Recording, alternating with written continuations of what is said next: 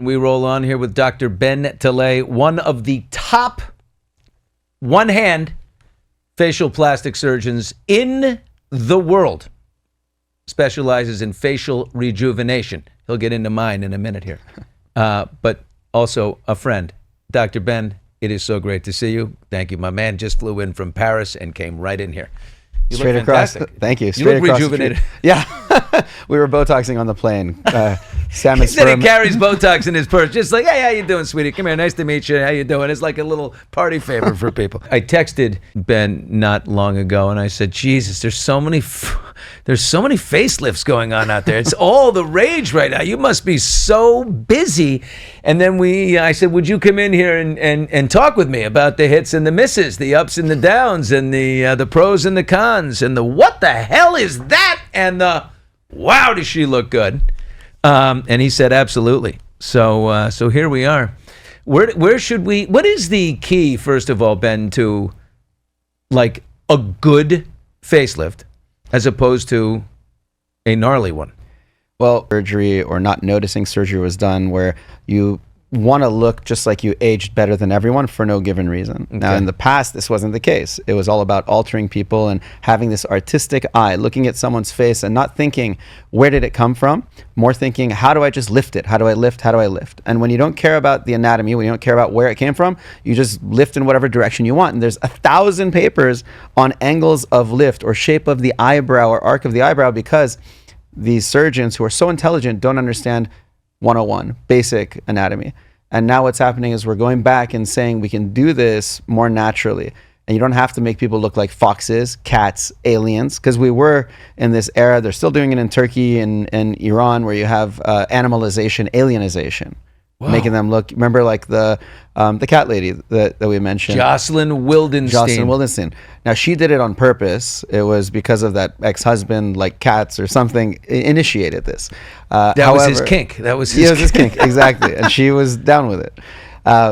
However, now you look in the Middle East in certain areas like Istanbul and Iran, and the majority of surgeons are fantastic. But there are some who feed into this craziness of changing people and making them look like cats.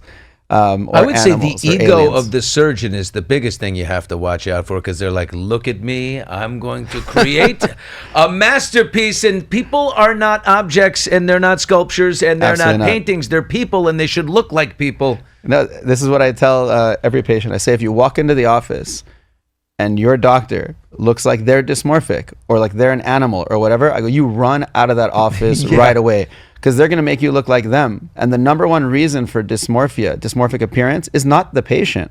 Everyone blames it on the patient. They're weird. They're crazy. I bet people want this. No, it's a dysmorphic doctor. Oh, God, they put up Jocelyn. A little late on the Jocelyn Wildenstein boys in there. Yikes. Good reminder. God almighty. Yeah. She ever call you and say, hey, it's your turn, Ben? We had been contacted in circles, several times. And oh, wow. I personally never really was in touch with her because I don't do that kind of work. Like, you don't come to me for creativity, you come to me for normalization. That's what I do. I heal the face. The face got damaged over time, and I heal it and I restore it and I make you feel better. You don't come to me if you want to look like strange. It's just I'm not your guy. There are plenty of those guys out there, though. Okay. Well, all right. Let's take. Here's the thing. Some stuff we're going to have to suggest, and some stuff we're going to feel our way, but some stuff is all cleared and ready to go, and it is actually your work. Angie Everhart. Yes. You did. And let's take a look here with the fellas. Wow. And this is many years after I did it. Oh my God, does she look? How old is She's Angie? stunning. She's stunning. I know her age. I won't say it, but she's. Does it begin with a 5 or a 6? It's right on the high fives. Yeah, but oh my God, she's amazing, stunning, and she was stunning before I did anything. I did her facelift awake on, maybe it was E! News. I can't remember. You were awake, or Inside. She was awake, and she's a redhead. You don't do this on redheads awake. You could touch her with a gauze and she screams. Like cotton balls, she would scream. Why redheads? Redheads, gingers have this genetic predisposition to not tolerating pain very well, and they metabolize anesthetics very fast, and they bleed a lot. Oh, wow. And she's as ginger as you get. How do you give a facelift to someone who's awake? It's just your whole thing is numbed? Yeah, you use numbing. And she tolerated it pretty well. But we did it live. And it was amazing because you're operating on supermodel anatomy, and everything in there, even though she's bleeding, is just so clean and perfect. Her muscles look, it was crazy. Wow. And she has withheld that. I think it's been 8 years now or 7 years I did it, and she looks just like day one, which is a testament to the type of lifting that is done. How durable is it? She looks amazing. Yeah, she's gorgeous. Someone else did the rest. Fun I noticed girl. something else might be done in there. Body, but I don't know. that's not I don't look below the collarbone. Yeah. Keep the sheet right here, but also good work. I will say that. All right, let's just go right to the one everyone's talking about, and that is, I mean, well, other than we'll get to her, Kris Jenner, but Brad Pitt. Yes. Like, just give me your profession. You did not do Brad Pitt. No, I didn't do Brad Pitt. Do you know who did Brad Pitt? There are kind of talks amongst the community. In the community and the underground about who did it, which you never want to identify who did it because that's like leaking information. That's their business to do. It's their business, and no doctor wants to be the one who leaked it. So we're all kind of like respectfully say we think someone did it. So we leave it alone on who did it. But he definitely. You're how sure are you that he did there's something? Zero doubt in my mind. Yeah. I mean, I don't want to get like sued by anybody here, but like there's zero doubt in my mind because there are indicators, and there's also changes in hairline that have happened since he's healed. So he was puffy in the awards show that he went to about 3-4 months afterwards. Then by the time he did F1, he was not only supremely healed, but he had already cleared off his hairline back here. When you do a facelift on a man, this hairline shifts back. So you immediately know, like a Travolta look, you immediately know that it was done because the hair is now touching the ear. Oh. And he cleared it back off with electrolysis or laser or plucking or shaving, whatever it was. So in the F1 movie, under H8K, like you can't see it. Wow. And he's got a couple of little bands coming back already, but that's fine. I mean, looks I think he amazing. looks great. He looks really, really good. So whoever did that did a great job, super natural. And they didn't touch the eyes, which is one way of going about it when you want to preserve someone's identity.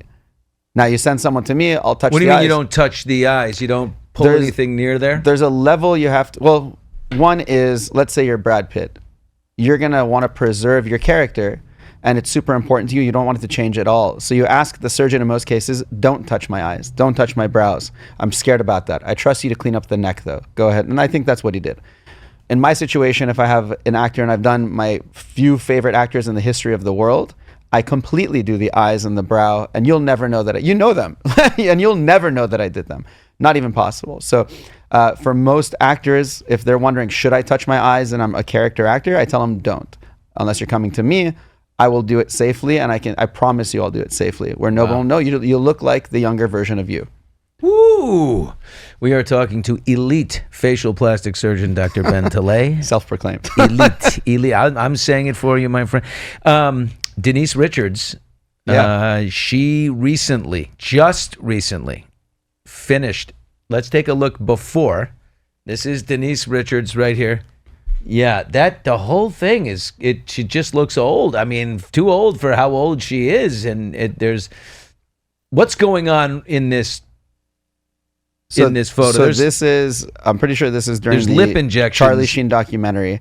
And structurally, if you look, she has a few things going on. One is a little bit of lip filler, and the other is a little under eye puffiness. Yeah. And that's it. And the rest of it's just kind of makeup. So she's not somebody who classically has a lot in her face, but because she's such a delicate face, when you put the wrong filler, which is what that is, that's wrong filler.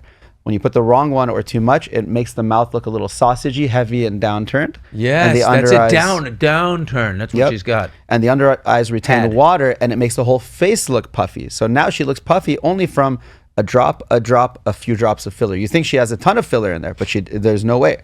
That's just a little tiny bit. And structurally, she's one of the most beautiful people ever created. Oh, she's so gorgeous. Stunning. Gorgeous. Let's see what happened. Here she just got the work done. Let's take a look at, oh, wow. And this is insane. Mama's back. Mama's back. Oh, Denise D. Nice is looking, oh my God. Now, who possibly did this work? Probably the best guy in the world. We don't know yet, but probably to be able to. Did you do this? I don't know yet. But like, let's say you zoom in. Let's say you zoom into those eyes, and you look at those eyes. And this is what I was telling you about the guy's stuff. If you look at her eyes and you compare her eyes to when they were younger, this is restorative to her prior eyes. The sharpness, the contour, even her forehead is sexier. Have you ever seen a sexy forehead? That's a sexy forehead. I'm looking at it. Yeah. That's a sexy forehead. So even that can be done naturally, and you can't even tell. Nice work. Maybe, thanks. If it's you. Nice work, Denise. I'm so happy for. All right, now Kathy Griffin is an interesting story here because she was nasty to me. So I'm gonna leave out. She said some things about me, and I tried to reach out to Kathy in a time that she was going through a difficult period. I wrote her a nice note, and she ended up reading that note publicly and ripping me apart. But whoever did this is, first of all, it's difficult work. You're never going to make Kathy Griffin like a knockout. It's not possible. And by the way, you did say orange hair. She looks like Andy Dick on the left. I'm not going to lie. I don't give a shit. She's a nasty person. She's a nasty person, and that is for sure. She's very nasty. Yeah. But I'll be on the side of that's good work. I'll be on the side of I like her face. Yeah, I love her face. I think she's lovely. But no, I understand where you guys had a falling out. But facially, I didn't have a falling out. She was very nasty to me. But we'll move on from that. Yeah, but we'll keep me safe, is what I'm saying. Yeah. So, no, but I think she's lovely, and her face. The issue specifically, if you see in that last photo, was she's very thin, had prior facelifts that killed the fat in her face, which happens during facelifts, and when you have that, on top of having a thin body and you're aging, it ends up turning skeletonized. Yeah. And not only that, when she would move her face and smile, there would be holes everywhere, indents. So that's a combination of fat grafting, revision facelifting, and doing a thing that only I do actually, which is called SMAS optimization, which means I actually took the muscles in her face and put them back together. Whoa. And this is something that I haven't seen anyone else do. But because of that, I was able to get these smooth contours. Wow. And you can see how much smoother it is from one photo to the other. Yeah. Even though she has, I think, a little bit of a filter in that photo when they're filming, you can't deny the changes in the contour and everything. Put the side-by-side up again. I'm going to say, Kathy, you were nasty to me, but I'm going to be nice to you and say, you look wonderful. You look nice. There you go.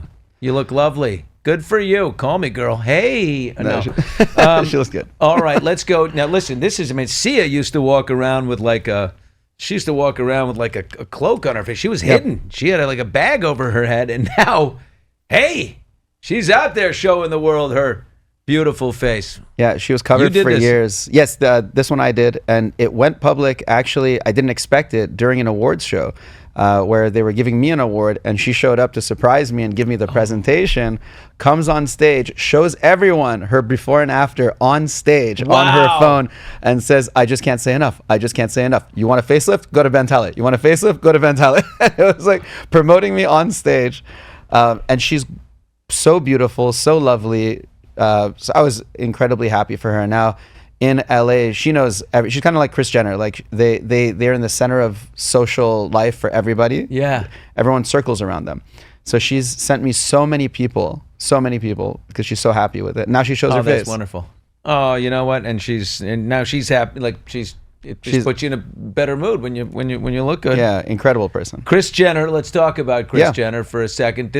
We all know it's Dr. Steve Levine in New York. Correct, he's a friend of yours. I don't think he can hide. I don't think he's wanting to hide from it. No. So Steve's not in the media a lot, and thankfully when Kris came out, everyone noticed how great she looked. And there were a few people who have like doctors' podcasts or other things who had mentioned she likely had a facelift. And then it went viral. And at this point, she came out and said, listen, Steve Levine did this. She wanted to give credit to him. And he's a great surgeon. He's in New York. If you know Dan Baker was kind of the god of New York plastic surgery. He was his protege and took over and excelled even beyond. So Steve is doing great work over in New York. And Kris is a good friend of mine. I'm so happy she looks fantastic. Kris Jenner, now, she looks like she's 20. In a lot of these photos, but I know the Kardashian family, and they use filters. I took a picture with Kim Kardashian in an interview years ago, and they had 5 people in the clearance department before I could post it. They went through it, they edited the photo, and they're like, here, you can use this. And I was like, oh, wow. Okay, could you do that for me too, by the way? Yeah. Could you whatever you just did for her? So, what we're seeing of Kris out there might be a little, in person, it might be not that like smooth, but this looks pretty amazing right here, right? Yeah, this looks fantastic. Like, she looks good. She's still got her like full cheeks, hasn't changed those very much. Jawline amazing, and then her eyes brightened up a little bit as well. For her, structurally, she's she's already got it naturally. Yeah, and get you a clean up a beautiful couple of things on her in a good way, and she looks great. And she's always photographed well too, even before she had done this. She had a facelift, I think, years ago in Beverly Hills, and photographed great for years, and now it's like even better. In the category of momagers, she's one of the real hot ones. Have you done you've done something for? Can you say for Kim? Have you done? Kim, I've never done anything. I'm good friends with her, and I've seen the little baby. She doesn't do much face-wise at all. So I've kind of watched her face throughout the years. Is there? I'm not going to ask about Kim because she's your friend, but is it possible? Separate question: to get booty implants? She doesn't have booty implants. That's real. That's her booty. Well, I don't know exactly, but there's not implants. Implants are pretty bad. You can put injection of. You can do different things, but implants are really, really bad in the butt. It's like two giant balloons, and those typically look a lot more strange. They look like shelves that are on there, and you see that more in the Latin population. So the butt implants are more Colombia, Peru, South America more, where they do the butt implants, and they're a little strange. See.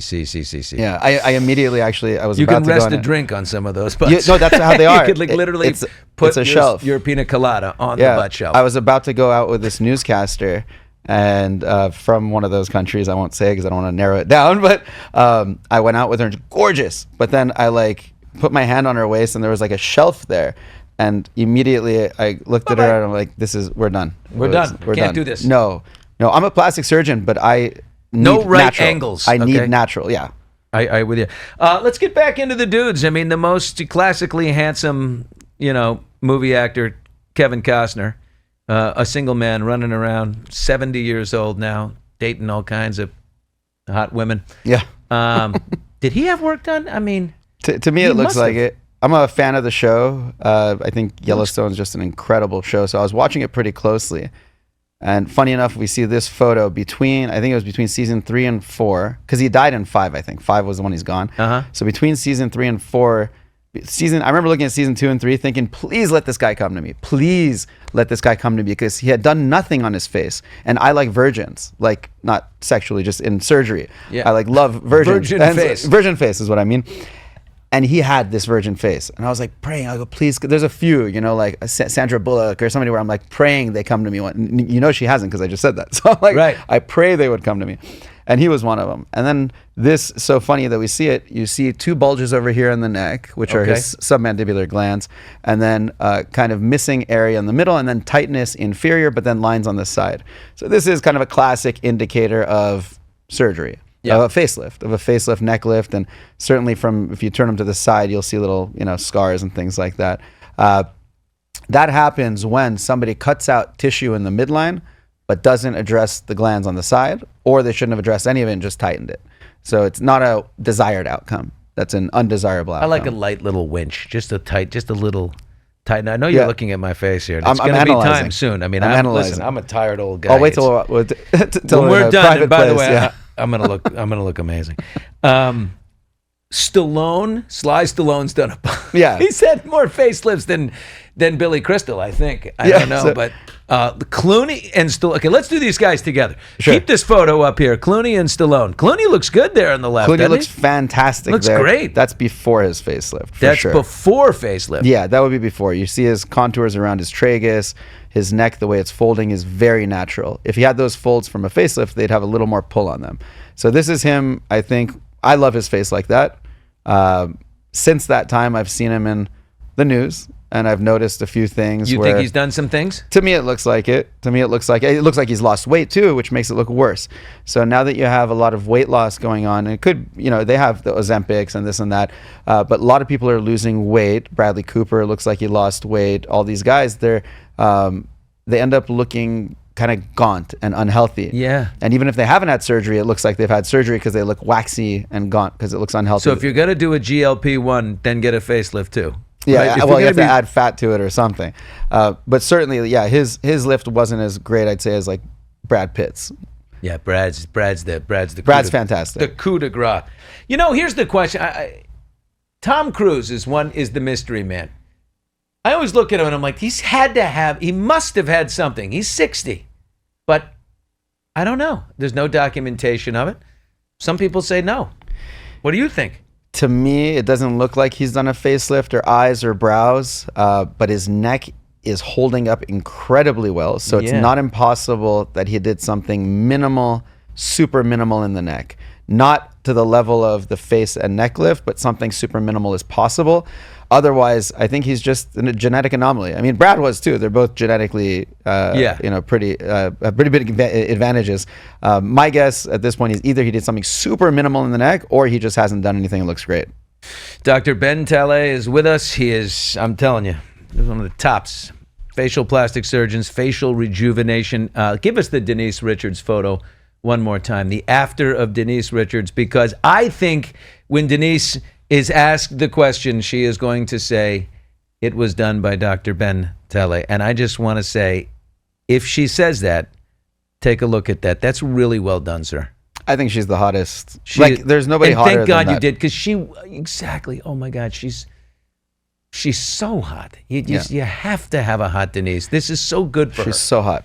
And officially, nobody knows who did it. But there is a court case, unfortunately, going on where she's getting divorced, and my name is in one of the one of the court documents. So, but not because we were doing anything together. Just no, because she had to pay for that. I mean, I guess something. I don't know. Who knows? We don't know. We don't know.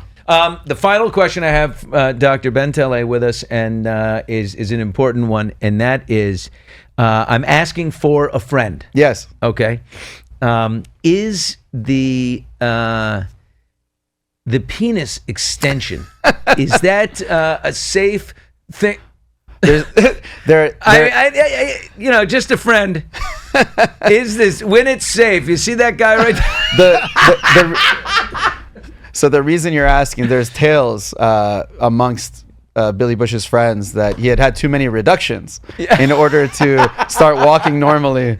I was thinking about introducing you as the man who successfully completed my second penis reduction, but no one would believe it. But your lower back has never been better. Finally, I can. They'll never. It's too intricate an organ. Yeah, you got what you got, Doc. Thank you so much. It's my pleasure. It's really great. Appreciate it. Right from Paris, France, on the ground and straight over here. We really appreciate that. That's awesome.